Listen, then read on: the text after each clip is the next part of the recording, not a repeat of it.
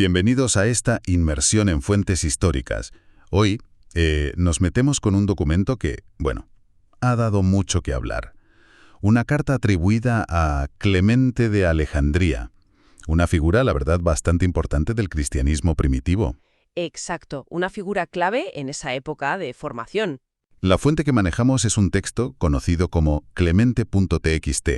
Tiene fragmentos de varios escritos, algunos gnósticos, pero lo que nos interesa hoy es esa carta. Una carta para un tal Teodoro. Sí. Nuestro objetivo aquí, pues, desentrañar qué dice esa carta, qué implica.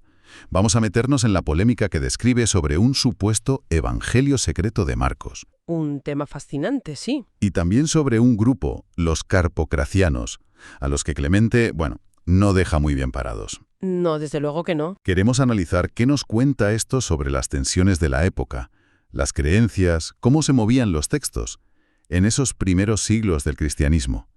¿Empezamos a desgranarlo? Venga, vamos a ello. A ver, la carta arranca fuerte, directamente con una reprimenda, bastante seria contra las enseñanzas de los carpocracianos. Sí, no se anda con rodeos. Felicita a Teodoro por haberlas, digamos, silenciado. Las llama indescriptibles, así, tal cual. Es un lenguaje muy potente. Los compara con estrellas errantes, que se van a un abismo sin límites de pecados carnales y corporales. Ahí es nada. Una imagen muy visual, muy condenatoria. Ciertamente, la intensidad es palpable desde el principio. Y fíjate, no se queda solo en describirlos. No, exige acción. Exacto. Pide que se les haga frente en todas las formas y en conjunto. Es una llamada clara a cerrar filas contra ellos. Y hay una frase que me ha llamado la atención. Dice que se enorgullecen de conocer las cosas profundas de Satanás, pero que, aunque van de libres, en realidad son esclavos de deseos serviles. Les da la vuelta a sus argumentos, ¿no? Totalmente. Y aquí viene un punto que me parece crucial para entender la mentalidad de la época, estas polémicas doctrinales. ¿Cuál? Clemente dice que, ojo, incluso si los carpocracianos dijeran algo que fuera verdad, objetivamente cierto, un amante de la verdad no debería aceptarlo si viene de ellos. Pero eso suena raro. Si algo es verdad, ¿no? ¿Por qué rechazarlo? Bueno, la justificación que da Clemente es muy reveladora sobre esa búsqueda de pureza doctrinal. A ver. Dice algo así como que no todas las cosas verdaderas son la verdad. O sea que la verdad, si la mezclas con mentiras o la sacas de contexto, se corrompe. Vale. Usa la imagen de la sal pierde su sabor. Y esto yo creo que es una clave importante de nuestro análisis. El cristianismo primitivo no era un bloque único. Era más bien un hervidero de ideas. Exacto, un montón de interpretaciones distintas. Y esta carta es un testigo directo de esa lucha, a veces encarnizada, por definir la ortodoxia, la fe verdadera, frente a lo que consideraban herejías. Herejías como las de los carpocracianos, que según él tenían que ver con el gnosticismo. Eso apunta Clemente, sí. Muchas de estas corrientes que se desviaban de la línea principal tenían elementos que hoy asociamos con el gnosticismo. Quizá podríamos pararnos un segundo aquí. ¿Qué era el gnosticismo, a grandes rasgos, para entender mejor de qué les acusa? Claro. A ver, el gnosticismo, que en realidad eran muchas corrientes distintas, solía poner el acento en la gnosis. La gnosis. Sí, un conocimiento especial, secreto, revelado, como el camino para salvarse, para liberarse espiritualmente. A menudo veían el mundo de forma dualista. Espíritu bueno contra materia mala. Entiendo. Y podían reinterpretar las figuras y las enseñanzas tradicionales de maneras que, bueno, la corriente mayoritaria veía como una desviación total. Vale. Así que la acusación de Clemente de que buscaban cosas profundas y que practicaban una libertad muy carnal encaja un poco con los estereotipos que se usaban para atacar a algunos de estos grupos gnósticos. Entendido. Entonces, con esa lucha de fondo por la verdad, la carta da un giro y se mete de lleno en el tema estrella. El origen, la naturaleza, de ese supuesto evangelio secreto de Marcos. Aquí es donde la cosa se pone realmente interesante, sí. Porque la carta cuenta una historia muy concreta sobre cómo surgió ese evangelio, ¿no? Detalladísima, según la versión de Clemente, claro. A ver si lo recuerdo bien. Primero, dice que Marcos escribió un evangelio inicial, en Roma cuando Pedro aún vivía. ¿Correcto? Era un relato de lo que hizo Jesús, seleccionando lo útil para enseñar la fe básica, digamos. Pero que se guardó cosas, no reveló secretos. Exacto, como una versión más para el público general, podríamos decir, aunque él no lo llamase. Luego, Pedro muere mártir, Y Marcos se va a Alejandría. Y aquí viene lo bueno. Se lleva sus notas y las de Pedro. Ujú. Y en Alejandría compone un evangelio más espiritual. Ese es el kit de la cuestión. Un evangelio pensado para un círculo más selecto, para aquellos que estaban siendo perfeccionados. Sí, la idea es que este texto ampliado tenía contenido para avanzar en el conocimiento, en la gnosis, usando la palabra en un sentido amplio, no necesariamente herético, según Clemente. Pero Clemente pone muchos matices, ¿no? Que incluso este evangelio espiritual no lo contaba todo. Exacto. Insiste mucho en eso, que no revelaba las cosas que no se deben pronunciar, ni contenía la enseñanza hierofántica del Señor de forma clara y directa. Enseñanza hierofántica. Eso suena muy reservado, muy de misterio. ¿Qué significa exactamente? Buena pregunta. Un hierofante, en los cultos de misterio griegos antiguos, era el sacerdote principal, el que mostraba las cosas sagradas, el que revelaba los secretos a los iniciados. Ah, vale. Así que una enseñanza hierofántica serían las doctrinas más profundas, las más sagradas, las que solo se comparten con un grupo muy reducido. Usar ese término subraya esa idea de secreto, de niveles de comprensión. O sea que este evangelio secreto no era como un manual completo de los misterios, sino más bien una guía para iniciados. Según Clemente, sí. Dice que añadió historias y dichos que, si los interpretabas bien, actuando el texto como un mistagogo. Otro término de los misterios, ¿no? El que guía. Exacto, el que guía a los iniciados. Pues esa interpretación te llevaba al santuario más profundo de la verdad oculto por 7 velos. Es una imagen muy potente, ¿verdad? De revelación gradual, simbólica. Desde luego. Y esta versión especial que se guardaba en Alejandría solo se leía a aquellos que están siendo iniciados en los grandes misterios. Esto refuerza mucho la idea de conocimiento por niveles. Totalmente. Y aquí tenemos, yo diría, nuestro segundo gran punto clave que sacamos de esta fuente. ¿Cuál sería? La posibilidad real de que existieran distintos niveles de enseñanza y distintos textos dentro del propio cristianismo primitivo. No solo un evangelio para todos. Eso parece sugerir.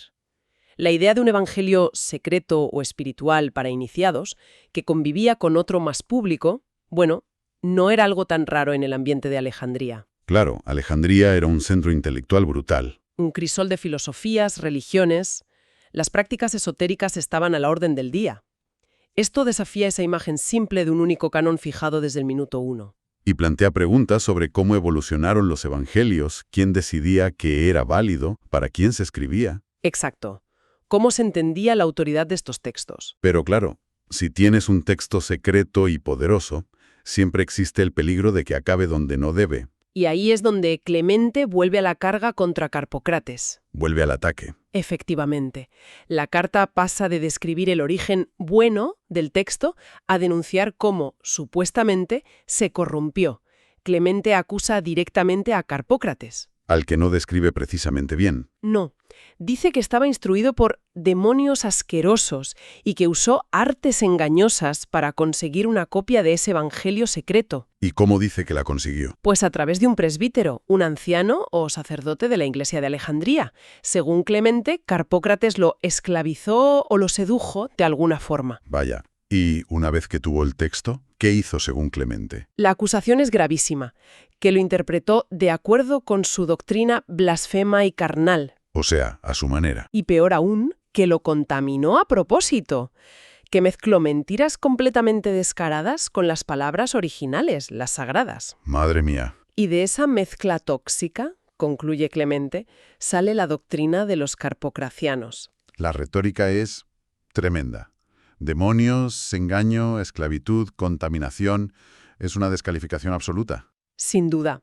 Vemos otra vez la naturaleza polémica del texto. Atribuir las ideas del rival a demonios y a falsificaciones era un recurso habitual en estas disputas antiguas. Sí, era parte del juego, digamos. Pero lo que es realmente sorprendente, y que nos da otra visión clave de las prácticas de la época, es el consejo práctico que Clemente le da a Teodoro. ¿Qué le aconseja hacer? Le dice, literalmente, que si los carpocracianos le enseñan sus versiones falsificadas de este evangelio, no solo no debe admitir que sea el evangelio secreto de Marcos, ¿Sino qué? sino que debe negarlo bajo juramento. Ostras, negarlo bajo juramento.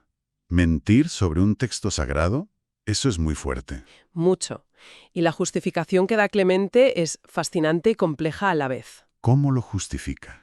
Cita un principio.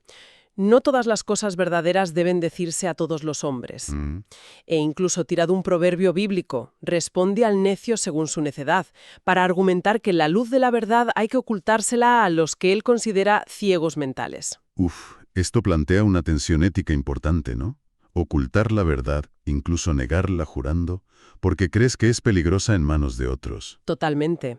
Es un tercer punto crucial que esta carta pone encima de la mesa. La relación entre verdad, secreto, autoridad. Exacto. ¿Y a quién se considera digno de recibir qué conocimiento? ¿Quién decide eso? ¿Y hasta qué punto es lícito ocultar o negar para proteger esa verdad de interpretaciones peligrosas? Habla mucho de las dinámicas de poder y de control del conocimiento en esas comunidades. Sin duda, en cualquier comunidad religiosa o ideológica en realidad. Bueno, y para que Teodoro pueda distinguir lo verdadero de lo falso, Clemente no se queda ahí. Le da, digamos, munición. Eso es, le ofrece citas textuales de lo que él afirma que es el auténtico evangelio secreto. Y estos son los pasajes que más tinta han hecho correr, ¿verdad? Los que más debate han generado. Exacto. Desde que se descubrió la carta, estos fragmentos han sido analizados hasta la saciedad. Vamos a intentar resumir lo esencial de esas citas. Clemente dice que justo después del pasaje de Marcos 10:34, después de 3 días resucitará. Del evangelio secreto añadía una escena. En Betania, Jesús llega, una mujer le pide ayuda por su hermano muerto, los discípulos la regañan. Pero Jesús se enfada y va con ella a la tumba. Y ahí pasan cosas raras. Se oye un grito fuerte desde dentro, Jesús entra, agarra al joven de la mano y lo levanta. Y ojo al detalle, este joven, que nos dicen que era rico, al ver a Jesús, lo amó y le pidió quedarse con él. Muy intenso. Luego, el relato salta 6 días. Jesús instruye al joven. Y el detalle más comentado. Por la noche, el joven va a ver a Jesús llevando solo un lienzo sobre su cuerpo desnudo. Ese es el detalle más llamativo, sí. Pasa la noche con él. Y la razón que da el texto es que Jesús le enseñó el misterio del reino de Dios. Y luego Jesús se va. Es un relato que recuerda a Lázaro, el de Juan, pero tiene diferencias muy importantes. ¿Cómo cuáles? La reacción del joven, ese amor inmediato, el detalle del lienzo, pasar la noche juntos, la enseñanza explícita del misterio, son elementos muy sugerentes, muy abiertos a interpretación. Y Clemente es muy cuidadoso al delimitar esta cita, ¿no? Muy preciso. Dice que justo después de esto sigue el texto de Marcos, que conocemos, y Jacobo y Juan se le acercan. Y muy importante, niega algo que Teodoro parece que le había comentado. ¿Qué es lo que niega exactamente? Niega de forma rotunda la frase o la idea de hombre desnudo con hombre desnudo. Ah, vale. Lo dice textualmente, pero hombre desnudo con hombre desnudo y las otras cosas sobre las que usted escribió no se encuentran en el verdadero evangelio secreto. Esa negación es clave. Importantísima, porque nos sugiere qué tipo de interpretaciones carnales estaban circulando, las que Clemente seguramente achacaba a los carpocracianos. O sea, Clemente admite la escena del joven con el lienzo, que ya de por sí es chocante. Sí. Pero rechaza una interpretación o quizá una versión del texto que implicara un contacto físico homoerótico, que es lo que parece sugerir esa frase que él niega. Exactamente. Intenta trazar una línea muy clara. Esto es secreto, sí, pero es legítimo. Trata sobre el misterio del reino. Y esto otro es una corrupción, una interpretación blasfema y carnal. Es una distinción muy fina. Desde luego. Menciona también otra pequeña frase añadida después de Marcos 10:46, y entra en Jericó. ¿Esa cuál era? Una muy breve. Dice que el texto secreto añadía simplemente, y la hermana del joven a quien Jesús amaba y su madre y Salomé estaban allí, y Jesús no las recibió. Otro detalle enigmático. Sí. Y Clemente insiste, muchas otras cosas que Teodoro le había contado son falsificaciones. Es increíble poder leer estas supuestas citas, aunque sea a través de Clemente. ¿Qué destacamos de ellas en conjunto? Pues sí, estos pasajes son extraordinarios. Como decíamos, el del joven resucitado es fascinante, por los parecidos y las diferencias con Lázaro y por esos detalles únicos. El lienzo, la noche, la enseñanza. Y la negación del hombre desnudo con hombre desnudo. Fundamental. Es un indicio clarísimo de las polémicas que había alrededor de este texto o de cómo se interpretaba. Es muy interesante ver a Clemente intentando separar el grano de la paja, ¿no? Esto es secreto, pero bueno, esto otro es malo. Y es una pena que el fragmento se corte justo ahí. Justo cuando promete dar la verdadera explicación de estos pasajes. Nos deja con la miel en los labios. ¿Cuál sería su interpretación correcta de una escena tan peculiar? Nunca lo sabremos por esta carta. Bueno, recapitulando un poco todo lo que hemos ido desgranando. Tenemos una carta atribuida a Clemente de Alejandría, Ujú. que defiende que existió un evangelio de Marcos secreto, espiritual, para iniciados, en Alejandría. Exacto. Y que al mismo tiempo ataca con una dureza tremenda a un grupo, los carpocracianos. Acusándolos de robar una copia, corromperla con interpretaciones carnales y mentiras y difundirla. Esa es la acusación central. Hemos visto los argumentos de Clemente sobre la verdad, cómo cuenta el origen del evangelio secreto, su consejo de negarlo bajo juramento Sí, ese consejo tan chocante. y los ejemplos concretos que da, y los que niega. ¿Cuál es la foto general que nos queda de todo esto? Pues la foto es la de un cristianismo primitivo muchísimo más diverso, más complejo y más conflictivo de lo que a veces nos imaginamos o nos presentan. Lejos de una imagen monolítica. Totalmente. Esta carta, independientemente de si es 100% auténtica de Clemente o de alguien de su círculo cercano, que es un debate académico que sigue ahí, aunque muchos la aceptan, Sí. es una ventana increíble a esa diversidad.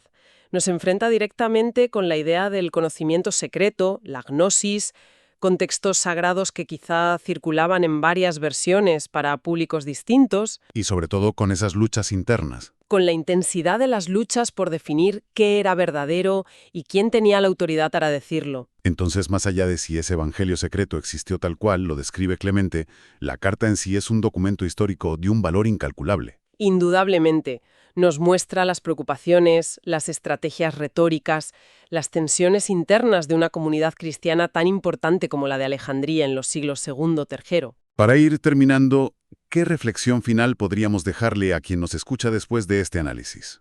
Pues quizás una pregunta para seguir dándole vueltas. A ver, ¿Cómo influye en nuestra manera de entender la historia religiosa el hecho de que existieran, o que la gente creyera que existían, textos secretos, perdidos, alternativos?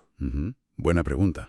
¿Y qué nos dice sobre la relación, que es inseparable, entre autoridad, conocimiento y poder, ya sea en una tradición religiosa, filosófica, política? ¿Qué nos dice la forma en que ciertos textos o interpretaciones se gestionan, se comparten solo con algunos o, como vemos aquí, incluso se ocultan o se niegan bajo juramento? Es una dinámica que va mucho más allá del cristianismo primitivo. Exacto. Es algo sobre lo que se puede seguir profundizando mucho.